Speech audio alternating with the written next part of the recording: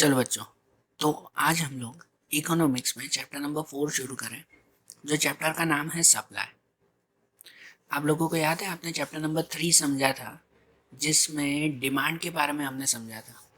Demand और supply ये दोनों इकोनॉमिक्स के बहुत ही इम्पोर्टेंट कॉन्सेप्ट कहलाते हैं। डिमांड और सप्लाई दोनों एक दूसरे से जुड़े हुए हैं। अगर आपने डिमांड की नॉलेज ली है तो आपको सप्लाई की नॉलेज लेना भी ज़रूरी है। इन दोनों की अच्छी नॉलेज आपके पास हो ना, तो ही आप मार्केट के बारे में, इकोनॉमिक्स के बारे में अच्छी तरह से समझ सकते हो। ये दोनों ही तो एक दूसरे से जुड़े हुए कॉन्सेप्ट है ना। सप्लाई नॉर्मली हम लोग क्या कहते हैं कि कोई भी बिजनेसमैन जितना प्रोडक्ट बेचने के लिए तैयार हो ना, वो उसका सप्लाई कहलाता है। सिंपल मीनिंग तो यही कहता है ना कि भाई जितना वो प्रोडक्ट बेच रहा हो वो उसका सप्लाई है। कि भाई रोज के वो 100 चीज़ें बेचता है तो रोज के 100 वो प्रोडक्ट वो उसका सप्लाई हुआ ना। लेकिन क्लियरली, ये तो सिंपल मीनिंग हुआ। क्लियर हम लोग इसका कॉन्सेप्ट समझें तो सिर्फ सप्लाई नहीं, उसके साथ हम लोग कॉन्सेप्ट समझेंगे प्रोडक्शन, सप्लाई और स्टॉक का। पहला पॉइंट है difference between production, supply and stock. मैंने सिर्फ टॉपिक लिखा है, आप लोग ध्यान से सुनना। ध्यान से सुनना बेटा कि भाई प्रोडक्शन, सप्लाई और स्टॉक किसे है। पहले प्रोडक्शन। प्रोडक्शन किसे कहते हैं? प्रोडक्शन कहते हैं quantity of goods created by the available factors for production during a fix time period. इसका मतलब कि कोई फिक्स टाइमिंग में कोई भी बिजनेसमैन ने अपने जितने फैक्टर्स उसके पास अवेलेबल हैं उनसे कितनी चीज़ें तैयार की, वो उसका प्रोडक्शन कहलाता है। समझ आ रहा है ना? प्रोडक्शन मतलब हम लोग ये कहते हैं कि भाई कोई भी फिक्स टाइमिंग में कोई बिजनेसमैन ने कितनी चीज़ें तैयार की हैं। जैसे कि एक महीना था तो एक महीने में कोई मोबाइल बनाने वाली कंपनी है, उसने एक पूरे महीने में 5,000 मोबाइल्स तैयार किए हैं। एक महीने में कितने? 5,000 मोबाइल्स तैयार किए हैं। तो ये इसका क्या कहलाता है? प्रोडक्शन कहलाया। समझे ना, उसने 5,000 मोबाइल का प्रोडक्शन किया। उसके कंपैरिजन में सप्लाई क्या कहते हैं? तो सप्लाई का मतलब ये कहते हैं कि it is the amount of production which a producer is able and willing to sell in the market at the given price and at a particular point of time. Supply वो कहलाता है कि भाई जितना प्रोडक्शन हुआ है ना, उसमें से उस टाइम पे उस प्राइस में जितना वो बिजनेसमैन बेचने के लिए तैयार हो ना, तो वो सप्लाई कहलाता है। मीन सिंपल समझो कि वही कंपनी ने पूरे महीने में 5,000 मोबाइल्स बनाए हैं, ये उसका प्रोडक्शन है। लेकिन वही 5,000 मोबाइल बेचने वाला नहीं है ना, वो 5 के 5,000 नहीं बेचेगा। उसने सोचा कि अभी इस महीने मैंने भले बनाए हो 5,000, लेकिन मुझे बेचने की इच्छा है खाली 3,000। 5,000 में से मैं इस महीने 3,000 ही मोबाइल बेचूंगा, बाकी के 2,000 मैं अगले महीने बेचूंगा। तो सप्लाई मतलब वो कि उस टाइमिंग पे उस प्राइस में उसकी जितनी कैपेसिटी और जितनी इच्छा हो उसके हिसाब से वो बिजनेसमैन बेचने के लिए तैयार हो ना, तो वो उसका सप्लाई कहलाता है। ठीक है। एंड स्टॉक किसे कहते हैं? तो स्टॉक कहते हैं total available amount of goods with a producer. कि प्रोड्यूसर के बाद अभी कितनी टोटल गुड्स पड़े हैं, कितना टोटल सामान पड़ा है, ये उसका स्टॉक कहलाता है। ठीक है ना, कि भाई स्टॉक के लिए हम लोग ऐसा कहेंगे कि सपोज इस महीने उसने 5,000 मोबाइल्स बनाए हैं, मोबाइल कंपनी ने 5,000 मोबाइल बनाए, तो क्या उसके पास पहले के कुछ मोबाइल नहीं पड़े होंगे? पड़े होंगे ना कुछ। तो टोटल उसके पास जितने गुड्स पड़े हो ना, जितना सामान पड़ा हो ना, वो टोटल अमाउंट वो स्टॉक कहलाती है। ठीक है ना, तो प्रोडक्शन, सप्लाई और स्टॉक में काफ़ी फ़र्क है। बरोबर। जब सप्लाई की बात आती है ना, तो सप्लाई में दो चीज़ें बहुत ज़रूरी है, जो यहाँ लिखे हुए ना, दो चीज़ें बहुत ज़रूरी है। एक विलिंगनेस टू सेल। जब बिजनेसमैन कोई चीज़ बेचने की इच्छा रखता हो ना, तो ही वो उसका सप्लाई बनता है, तब तक वो चीज़ सप्लाई नहीं बन पाती। मतलब कि एक मोबाइल कंपनी ने वैसे ही अगर महीने में 5,000 मोबाइल्स बनाए हैं, ये उसका प्रोडक्शन हुआ, लेकिन इस 5,000 मोबाइल में से उसे बेचने की कोई भी इच्छा नहीं है। है ना, उसे बेचने की इच्छा ही नहीं है फिर। तो फिर तो फिर उसका सप्लाई तो जीरो कहलाया ना। उसने कहा कि भाई भले मैंने 5,000 बनाए, बेचूंगा तो मैं 2 महीने बाद भाई। तो अभी उसने कोई भी बेचने की इच्छा नहीं रखी है, तो मतलब उसका प्रोडक्शन भले 5,000 का है लेकिन सप्लाई जीरो है, क्योंकि विलिंगनेस उसकी नहीं है, इच्छा नहीं है बेचने की।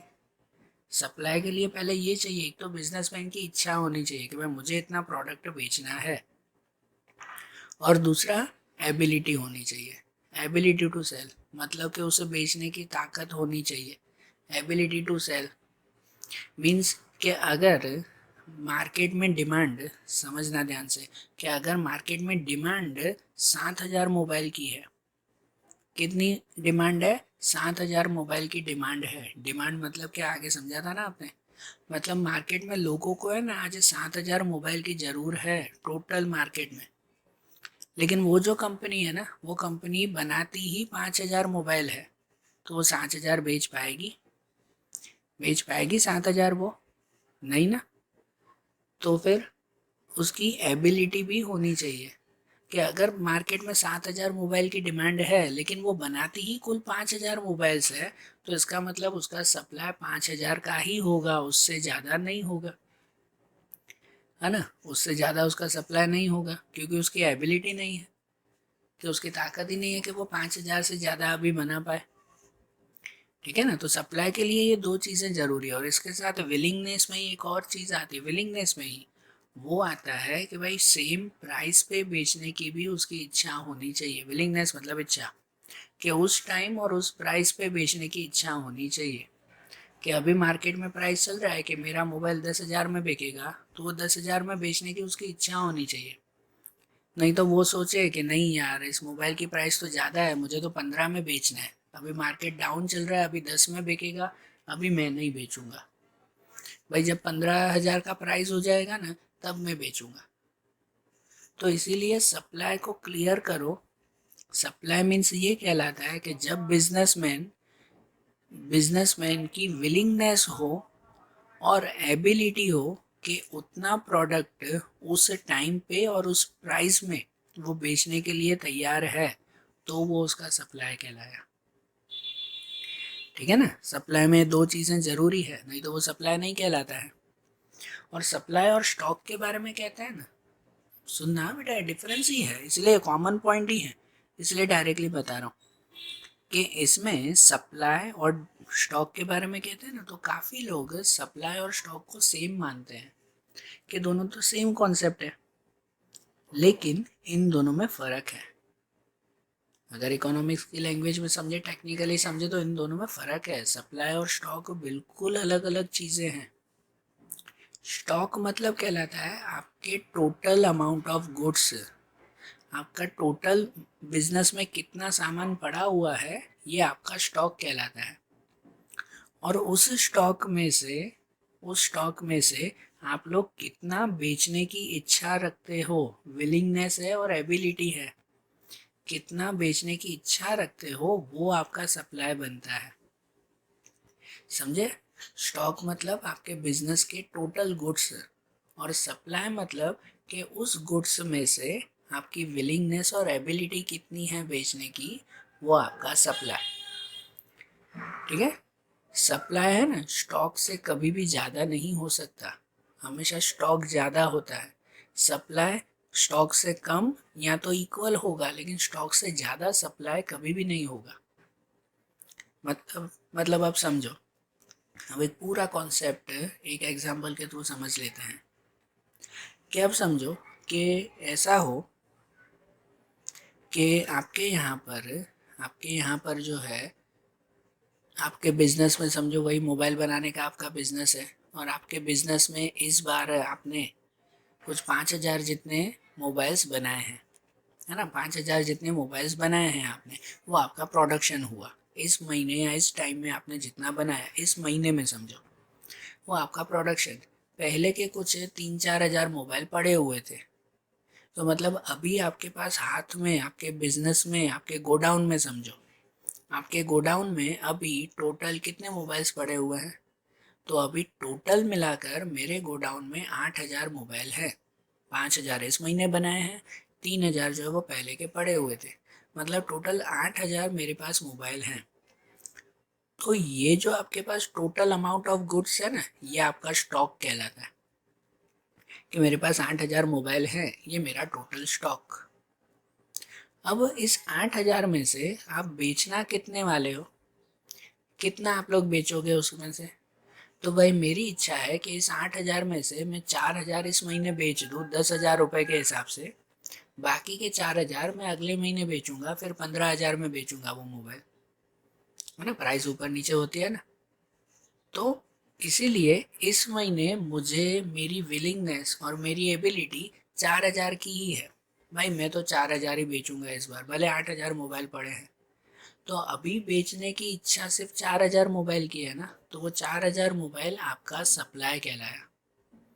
अभी बेचने की इच्छा 4,000 की है तो वही आपका सप्लाई कहलाया, टोटल स्टॉक नहीं। टोटल स्टॉक 8,000 का है और सप्लाई आप लोग कितना करोगे, 4,000 का ही, तो ये आपका सप्लाई। और जैसे कहते हैं ना कि सप्लाई कभी भी स्टॉक से ज़्यादा नहीं होगा, सप्लाई कभी भी स्टॉक से ज़्यादा नहीं होगा। कि आपके पास स्टॉक 8,000 मोबाइल का है, उसमें से आप 10,000 मोबाइल बेच पाओगे क्या? कि स्टॉक है आपका 8,000 मोबाइल का और आपकी इच्छा है कि मैं तो 10,000 मोबाइल बेचूं, पॉसिबल है? नहीं ना। ज़्यादा से ज़्यादा 8,000 ही बेच दोगे।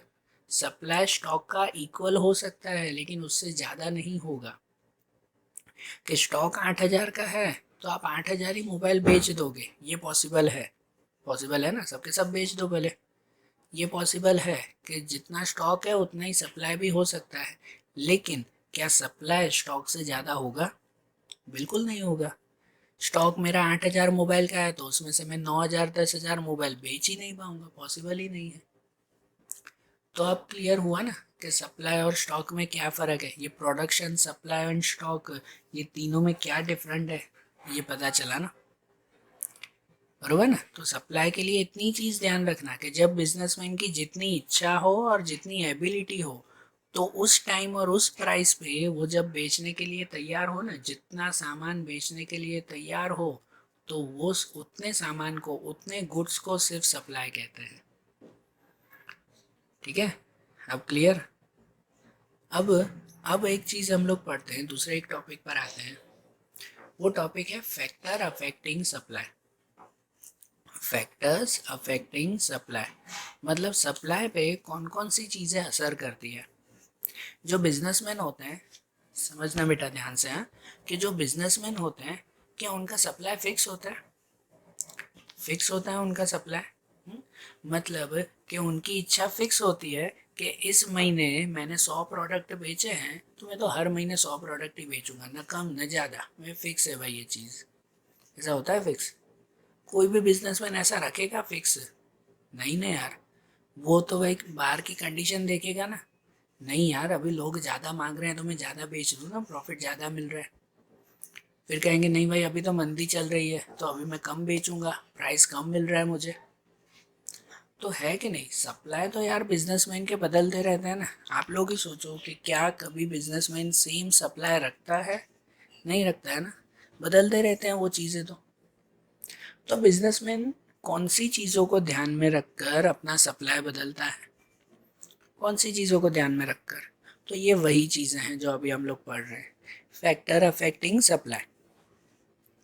ठीक है, कि ये वो चीज़ें हैं कि जिनको हम लोग सोचेंगे, जिनके बारे में हम लोग समझेंगे कि बिजनेसमैन ये चीज़ों को ध्यान देता है और उसके हिसाब से फिर वो सप्लाई बढ़ाता है या तो कम करता है। तो देखो कौन कौन सी चीज़ें सप्लाई के ऊपर, कौन कौन सी चीज़ अफेक्ट करती है भाई, असर करती है। सबसे पहला आता है प्राइस ऑफ द प्रोडक्ट। सबसे पहला प्राइस ऑफ प्रोडक्ट, मतलब प्रोडक्ट का प्राइस है, ये बहुत बड़ा असर करता है। हर प्रोडक्ट का प्राइस ऊपर नीचे होता ही रहता है, कभी बढ़ता है कभी कम होता है, होता रहता है ना, ये चेंजेस तो आता ही रहते हैं ना। तो इसमें प्राइस ये इफ़ेक्ट करता है जब बिजनेसमैन को लगे कि कोई प्रोडक्ट का प्राइस ज़्यादा है तो वो सप्लाई भी ज़्यादा करेगा, मतलब ज़्यादा बेचेगा।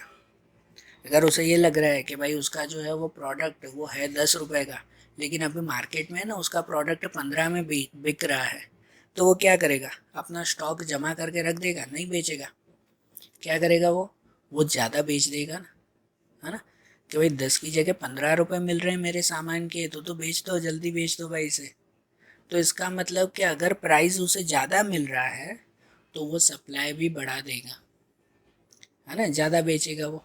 और इसका ही अपोजिट, कि अगर प्राइस उसे कम मिल रहा है, अगर प्राइस कम मिल रहा है तो वो सप्लाई भी कम कर देगा। उसकी कोई 10 रुपए की चीज़ हो लेकिन अभी मार्केट में उसकी चीज़ 8 रुपए में ही बिक रही है, तो वो क्या करेगा, ज़्यादा नहीं बेचेगा, वो रोक देगा कि चलो भाई अभी थोड़े थोड़े बेचो, सब नहीं बेचूंगा भाई, बाकी का स्टॉक मैं अगले महीने बेचूंगा जब प्राइस फिर 10 से ज़्यादा होगी। अभी 8 रुपए मिल रहा है ना, अभी थोड़ा थोड़ा ही बेचो। तो मतलब अगर प्राइस कम हो रही है ना, तो इसका मतलब सप्लाई भी वो कम करेगा। तो इसलिए सप्लाई पे सबसे पहली चीज़ क्या इफेक्ट करती है, तो वो इफेक्ट करती है प्राइस ऑफ प्रोडक्ट। समझे। और दूसरी चीज़, तो दूसरी आती है factors other than price, price के अलावा की चीज़ें जो सप्लाई पे असर करती है। याद है यही चीज़ें हमने डिमांड में भी देखी थी, price of a product and other than price factors, देखा था ना, सेम ही सप्लाई में भी है, चैप्टर में सेम चीज़ें हैं, बस सप्लाई की जगह, डिमांड की जगह सब सप्लाई में पढ़ रहे हैं। तो देखो इसमें भी कि factors other than price, price के अलावा कौन कौन सी चीज़ें वो इस पर असर करती है। तो उसमें पहला आता है, वो आता है cost of production. Cost of production मतलब कि भाई कोई भी प्रोडक्शन करने का खर्चा, जब हम प्रोडक्शन करते हैं ना तो उस पर बहुत सारी चीज़ें असर करती हैं। जैसे आप लोग अगर एक पेन बना रहे हो, समझो कोई कंपनी है, चलो ना, एक पेन बना रही है, तो उसका एक पेन बनाने का खर्चा 10 रुपये हो रहा है।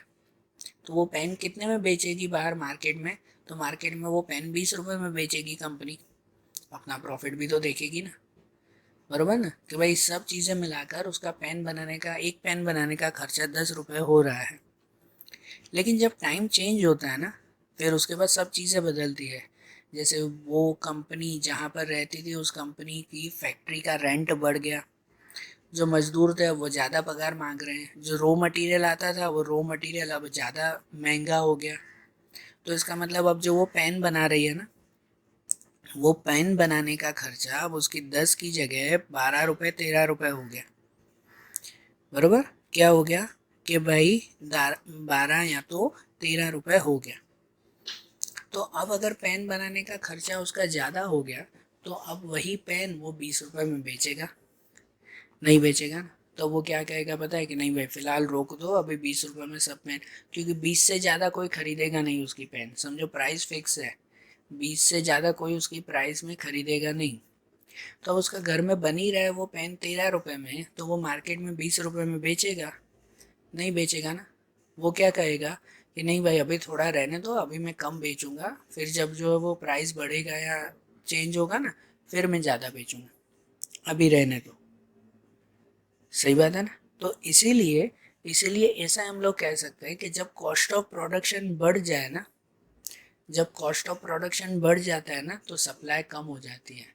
जब खर्चा बढ़ जाता है तो वो कम बेचते हैं, सप्लाई कम कर देते हैं। और इसका ही उल्टा, अगर कॉस्ट ऑफ प्रोडक्शन कम हो जाए, मतलब समझो रॉ मटेरियल सस्ते में मिला, है ना, तो जो 10 रुपए की पेन थी ना, वो अब 8 रुपए में बिक रही और 8 रुपए में बन रही है। पहले पेन 10 रुपए में बन रही थी, अभी वो पेन 8 रुपए में बन रही है, और बिकेगी तो वही 20 रुपए में ही। तो मतलब अब मुझे सब में ज़्यादा प्रॉफिट मिल रहा है ना, तो क्या करेंगे, उसे रोकेंगे थोड़ी, फिर तो वो सप्लाई और ज़्यादा बढ़ा देंगे, जल्दी बेचो इसे। तो इसका मतलब एक ये रूल ध्यान दे दो कि कॉस्ट ऑफ प्रोडक्शन के लिए, अगर कॉस्ट ऑफ प्रोडक्शन ज़्यादा हुआ तो सप्लाई कम होगा, और अगर कॉस्ट ऑफ प्रोडक्शन कम हुआ तो सप्लाई ज़्यादा होगा। सही बात ना। ये जब आप कोई भी सब्जेक्ट के टॉपिक सुनो, जब कोई भी सब्जेक्ट के ऐसे पॉइंट्स सुन रहे हो ना, जैसे मैं बोल रहा हूँ, आप लोग कहीं सुन रहे हो ना, तो साइड में एक बुक रखा करो जिसमें ये पॉइंट लिखते जाओ, तो जिससे आपको जो है भाई याद भी रहे। वीडियो को पॉज करो और ऐसे पॉइंट्स लिखते जाओ कि हाँ भाई ये नोट्स है, तो है ना, ऑन द स्पॉट याद रहेंगे। समझे। ध्यान देना। तो कॉस्ट ऑफ प्रोडक्शन बढ़ेगा तो सप्लाई कम होगा, कॉस्ट ऑफ प्रोडक्शन कम होगा तो सप्लाई बढ़ेगा। ठीक है। फिर दूसरी चीज़ level of technology. Technology level, तो टेक्नोलॉजी लेवल क्या इफ़ेक्ट करती है? तो इसमें ऐसा होगा कि जैसी टेक्नोलॉजी अगर बढ़ेगी ना, समझो नई टेक्नोलॉजी अगर आई ना तो प्रोडक्शन बढ़ेगा। क्या हो जाएगा कि टेक्नोलॉजी अगर बढ़ेगी तो प्रोडक्शन बढ़ता जाएगा। और जिसकी वजह से जो प्रोडक्ट पहले महंगा बनता था ना, वो प्रोडक्ट अब सस्ता बनता जाएगा। समझ रहे हो? मतलब कि cost of production, level of technology की वजह से कॉस्ट ऑफ प्रोडक्शन कम होता जाएगा, है ना?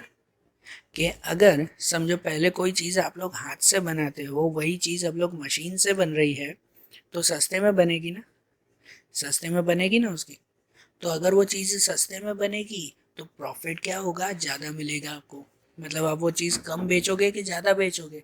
ज़्यादा बेचते जाओगे। सही बात है। मतलब लेवल ऑफ टेक्नोलॉजी में एक चीज़ ये ध्यान रखना, इसका पॉइंट ऐसे ध्यान रखना कि अगर लेवल ऑफ टेक्नोलॉजी बढ़ रही है, अगर टेक्नोलॉजी बढ़ रही है तो फिर सप्लाई भी ज़्यादा होगा। नई नई टेक्नोलॉजी आएगी तो इसका मतलब मार्केट में ज़्यादा चीज़ें बिकेगी, सप्लाई कैसा होता जाएगा, ज़्यादा होता जाएगा। और अगर लेवल ऑफ टेक्नोलॉजी कम हुई, ऐसा होता तो नहीं है, नहीं, टेक्नोलॉजी कभी पीछे जाती है क्या? टेक्नोलॉजी कम हुई ऐसी कंडीशन आती है? नहीं ना। लेकिन अगर बाय चांस कि टेक्नोलॉजी अगर कम हो गई तो सप्लाई कम होता जाएगा। वैसे ये चीज़ पॉसिबल नहीं है, लेकिन जस्ट रूल के हिसाब से हम लोग जो पढ़ रहे हैं उसमें कि अगर टेक्नोलॉजी बढ़ी तो सप्लाई भी बढ़ेगा। ठीक है। फिर दूसरी चीज़ क्या इफेक्ट करती है? तो दूसरी चीज़ इफेक्ट करती है future expectation regarding price. Future expectations regarding price, कि प्राइस के रिलेटेड फ्यूचर एक्सपेक्टेशंस क्या है, मतलब फ्यूचर में प्राइस बढ़ेगा या कम होगा, ये चीज़ अभी इफेक्ट करती है। इसका मतलब कि आपका जो प्रोडक्ट है उसके बारे में आपने ये सोचा हो कि नहीं भाई फ्यूचर में इसका प्राइस बढ़ने वाला है, तो इसका मतलब आप लोग है ना अभी प्रेजेंट में उसका सप्लाई कम कर दोगे। अभी आप लोग कोई चीज़ 10 रुपए में बेच रहे हो, आपको ये पता चल जाएगा नहीं भाई फ्यूचर में अगर मैं ये चीज़ बेचूंगा ना तो 2 महीने बाद यही चीज़ 15 रुपए में बिकेगी, तो मुझे ज़्यादा प्रॉफिट मिलेगा। फिर ऐसा फ्यूचर एक्सपेक्टेशन है। तो क्या करोगे पता है कि अभी 10 रुपए में चीज़ें नहीं बेचोगे, आप लोग सप्लाई बंद कर दोगे या कम कर दोगे कि नहीं अभी 10 रुपए में कम चीज़ें बेचो, 2 महीने बाद 15 में बिकेगी ना, तब मैं सप्लाई बढ़ा दूंगा, तब ज़्यादा चीज़ें बेचूंगा। समझ रहे हो फ़र्क? हम्म। तो अगर फ्यूचर में प्राइस बढ़ने वाली हो ना, तो अभी प्रेजेंट में सप्लाई कम हो जाता है, अभी कम बेचेंगे, फ्यूचर में प्राइस बढ़ेगी तब बेचेंगे। और अगर ऐसा इसका उल्टा पता चले कि अगर फ्यूचर में प्राइस कम होने वाली हो, पता चले कि अभी 10 रुपए की चीज़ है, फ्यूचर में तो ये 8 में बिकेगी भाई, फ्यूचर में इसका कोई प्राइस नहीं मिलेगा, तो क्या करेंगे, निकालो अभी के अभी जितना हो सके सब प्रोडक्ट बेच दो, फ्यूचर में इसके कम पैसे मिलेंगे। सही बात ना? तो इसका मतलब अगर फ्यूचर में प्राइस कम होने वाली हो तो प्रेजेंट में सप्लाई बढ़ जाता है। फ्यूचर में प्राइस कम होगी तो प्रेजेंट में सप्लाई बढ़ जाएगा, ऐसा होगा ना। हम्म। और दूसरी चीज़ क्या इफेक्ट करती है सप्लाई पे?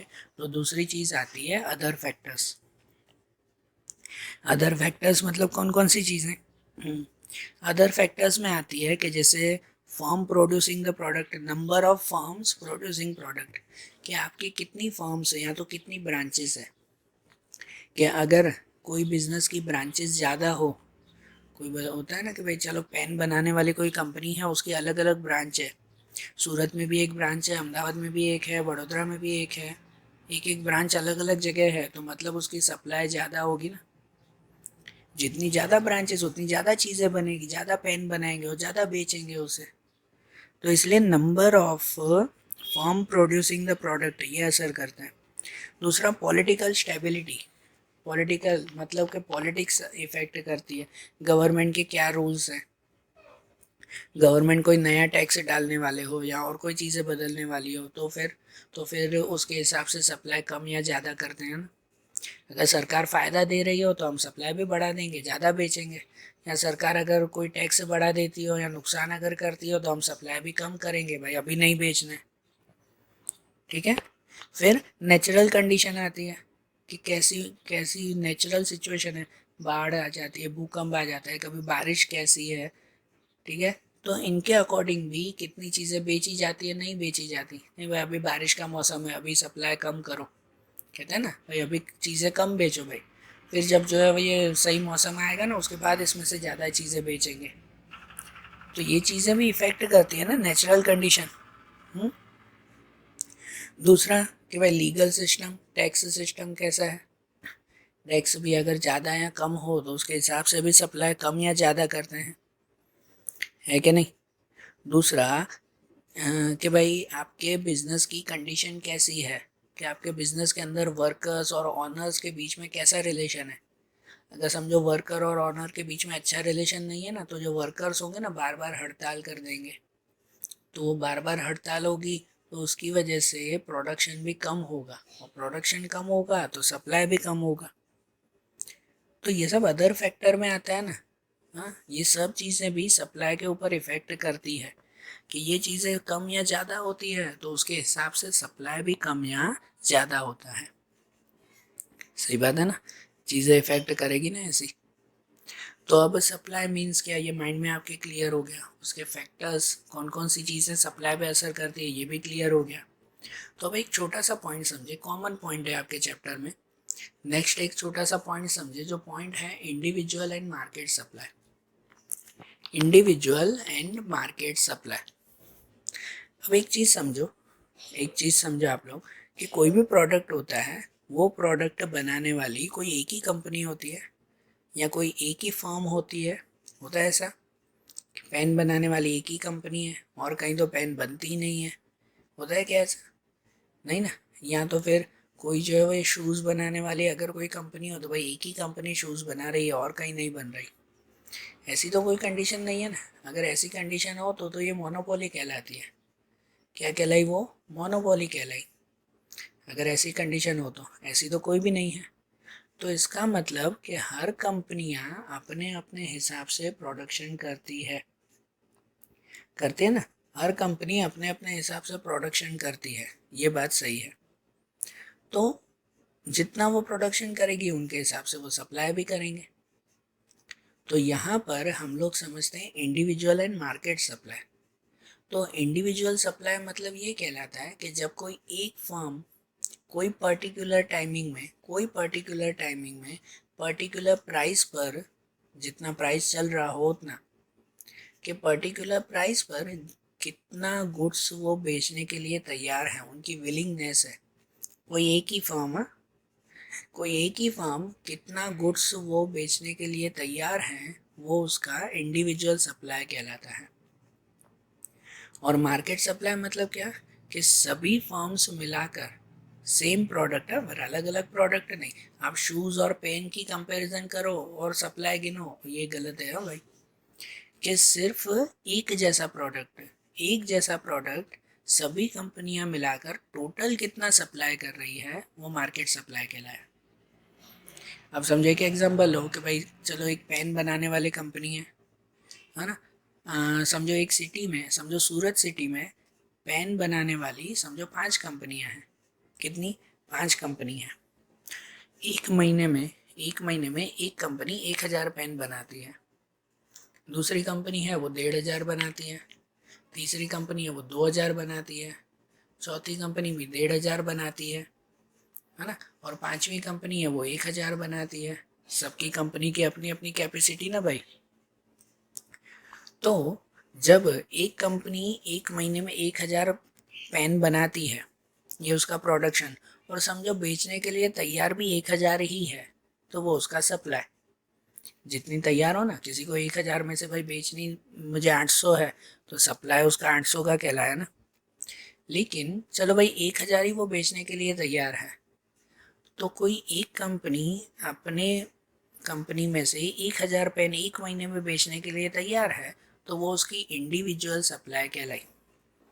कि मार्केट में उसकी इंडिविजुअल सप्लाई 1,000 पेन की है। फिर दूसरी कंपनी है वो 1,500 पेन बेचने के लिए तैयार है, तो उसकी इंडिविजुअल सप्लाई 1,500 पेन की कहलाई। समझ रहे हो ना। फिर तीसरी कंपनी है वो 2,000 पेन बेच रही है, तो उसकी इंडिविजुअल सप्लाई वो 2,000 की कहलाई। चौथी कंपनी है वो महीने में 1,500 पेन ही बेच रही है, तो उसकी इंडिविजुअल सप्लाई भी 1,500 की।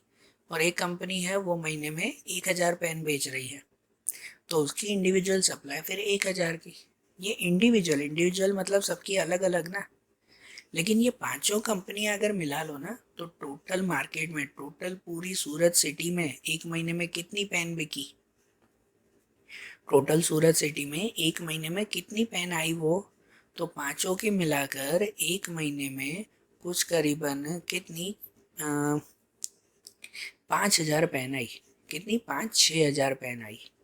तो ये टोटल मार्केट सप्लाई वो कितना हुआ, तो टोटल मार्केट सप्लाई ये 6-7 हजार पेन का हुआ, पांचों कंपनियों का मिलाकर, है ना। पांचों कंपनियों का मिलाकर ये 7 हजार पेन का हुआ।